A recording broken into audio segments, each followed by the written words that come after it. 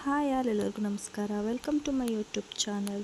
ಈ ಹಿಂದೆಯೇ ನಾನು ಹೇಳಿರೋ ಹಾಗೆ ಶ್ರೀ ಗುರು ರಾಘವೇಂದ್ರ ಸ್ವಾಮಿ ಅವರ 500 ಪವಾಡಗಳ ಬಗ್ಗೆ ತಿಳಿಸ್ಕೊಡ್ತೀನಿ ಅಂತ ಹೇಳಿದರೆ, ಹಾಗಿದ್ದರೆ ಈ ವಿಡಿಯೋದಿಂದನೇ ಶುರು ಮಾಡೋಣ. ಇವತ್ತಿನ ಈ ವಿಡಿಯೋದಲ್ಲಿ ಅವರ ಮೊದಲನೇ ಪವಾಡದ ಬಗ್ಗೆ ನಾವು ತಿಳಿತಾ ಹೋಗೋಣ. ಹಾಗಿದ್ದರೆ ಶುರು ಮಾಡೋಣ ಬನ್ನಿ. ವಿಡಿಯೋನ ಕೊನೆವರೆಗೂ ನೋಡಿ, ರಾಘವೇಂದ್ರ ಸ್ವಾಮಿ ಅವರ ಪವಾಡದ ಬಗ್ಗೆ ತಿಳಿದುಕೊಳ್ಳಿ ಅಂತ ಹೇಳ್ತಾ ವಿಡಿಯೋನ ಶುರು ಮಾಡ್ತಾ ಇದ್ದೀನಿ. ಒಂದು ಸಲ ತಮ್ಮ ಪಾಂಡಿತ್ಯ ಮತ್ತು ವೀಣಾಗಾನ ಮಾಧುರ್ಯ ಬೀರಲು ವೆಂಕಣ್ಣನು ದೇಶಾಟನೆಗೆ ಹೊರಟನು. ಇದರಿಂದ ಅಲ್ಪ ಸ್ವಲ್ಪ ಸಂಪಾದನೆಯೂ ಆಗುತ್ತಿತ್ತು. ಹೀಗೆ ಪರ್ಯಟನೆ ಮಾಡುವ ಕಾಲಕ್ಕೆ ಒಂದು ಊರಿನಲ್ಲಿ ಒಬ್ಬ ನ್ಯಾಯಾಧೀಶರ ಮನೆಯಲ್ಲಿ ವಸತಿ ಮಾಡುವ ಪ್ರಸಂಗ ಪ್ರಾಪ್ತವಾಯಿತು. ದುರದೃಷ್ಟವಶಾತ್ ಅವರ ಮನೆಯಲ್ಲಿ ಬ್ರಾಹ್ಮಣ ಸಮಾರಾಧನೆ ಇತ್ತು. ಅನೇಕ ಬ್ರಾಹ್ಮಣರು ಊಟಕ್ಕೆ ಸೇರಿದ್ದರು. ಊಟಕ್ಕೆ ಕೂಡುವ ಮುಂಚೆ ಬ್ರಾಹ್ಮಣರಿಗೆ ಗಂಧವನ್ನು ಕೊಡಬೇಕಾಗಿತ್ತು.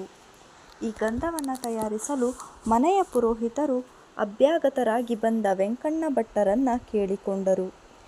ಆಗ ವೆಂಕಣ್ಣನು ಅಸಮಾಧಾನ ಪಡದೆ ತನಗೆ ವಹಿಸಿದ್ದ ಕಾರ್ಯ ಭಗವತ್ ಸೇವೆ ಎಂದು ಭಾವಿಸಿ ತನ್ನ ಕೈಲಾದಷ್ಟು ಗಂಧವನ್ನು ತೆಗೆದು ಕೊಟ್ಟರು.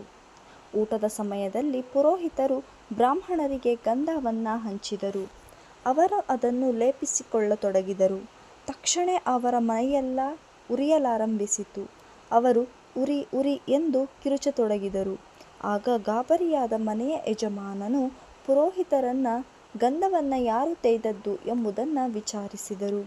ಪುರೋಹಿತರು ವೆಂಕಣ್ಣನನ್ನು ತೋರಿಸಿದರು. ಆಗ ನ್ಯಾಯಾಧೀಶರು ವೆಂಕಣ್ಣನ ಹತ್ತಿರ ಬಂದು ಅದಕ್ಕೆ ಪರಿಹಾರ ಸೂಚಿಸುವಂತೆ ಕೇಳಲು ವೆಂಕಣ್ಣನಿಗಾಗಲೇ ಅದರ ಮರ್ಮ ತಿಳಿಯಿತು. ತಾನು ಗಂಧವನ್ನು ತೆಗೆಯುವಾಗ ಅಗ್ನಿ ಸೂಕ್ತವನ್ನು ಪಠಿಸುತ್ತಿದ್ದರಿಂದ ಹೀಗಾಗಿರಬಹುದೆಂದು ತರ್ಕಿಸಿದನು. ಕೂಡಲೇ ವರುಣ ಸೂಕ್ತವನ್ನು ಹೇಳುತ್ತಾ ಗಂಧವನ್ನು ತೆಗೆದು ಬ್ರಾಹ್ಮಣರಿಗೆ ಲೇಪಿಸಿಕೊಳ್ಳಲು ಕೊಟ್ಟನು. ಆ ಕ್ಷಣವೇ ಬ್ರಾಹ್ಮಣರ ಮೈ ಉರಿಯೆಲ್ಲವೂ ಕಡಿಮೆಯಾಗಿ ತಂಪಾಯಿತು. ನ್ಯಾಯಾಧೀಶರು ವೆಂಕಣ್ಣನ ಮಂತ್ರಸಿದ್ಧಿಯ ಪ್ರಭಾವವನ್ನು ಮೆಚ್ಚಿ ಅವರನ್ನು ವಿಶೇಷವಾಗಿ ಸನ್ಮಾನಿಸಿ ಬೀಳ್ಕೊಟ್ಟರು. ವೆಂಕಣ್ಣನು ರಾಘವೇಂದ್ರ ಸ್ವಾಮಿಗಳಾಗುವುದಕ್ಕೆ ಪೂರ್ವದಲ್ಲಿ ನಡೆದ ಪ್ರಥಮ ಪವಾಡವಿದು. ಇವರು ಭುವನಗಿರಿಯಲ್ಲಿರಲು ಒಂದು ದಿನ ಇವರ ಮನೆಗೆ ಕಳ್ಳರು ಬಂದು ಇದ್ದ ಬಿದ್ದ ಹರಕು ಮುರುಕು ಪಾತ್ರೆಗಳನ್ನು ಕಳವು ಮಾಡಿಕೊಂಡು ಹೋದರು. ಆಗ ವೆಂಕಣ್ಣನು ಹೆಂಡತಿ, ಮಕ್ಕಳನ್ನು ಹಾಗೂ ಶಿಷ್ಯರನ್ನು ಕರೆದುಕೊಂಡು ಕುಂಭಕೋಣಗೆ ಹೋಗಿ ಸ್ವಾಮಿಗಳ ಹತ್ತಿರ ತಮ್ಮ ಪರಿಸ್ಥಿತಿಯನ್ನು ವಿವರಿಸಿದರು.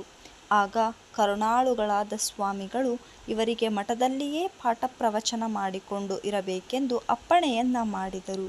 ಗುರುಗಳ ಆಜ್ಞೆಯಂತೆ ವೆಂಕಣ್ಣನು ಮಠದಲ್ಲಿ ಪಾಠ ಪ್ರವಚನ ಮಾಡುತ್ತಾ ವಾಸವಾಗಿದ್ದರು. ಇದು ಶ್ರೀ ಗುರು ರಾಘವೇಂದ್ರ ಸ್ವಾಮಿ ಅವರ ಮೊದಲನೇ ಪವಾಡವಾಗಿತ್ತು. ವಿಡಿಯೋ ನೋಡಿದ್ದಕ್ಕಾಗಿ ಧನ್ಯವಾದಗಳು.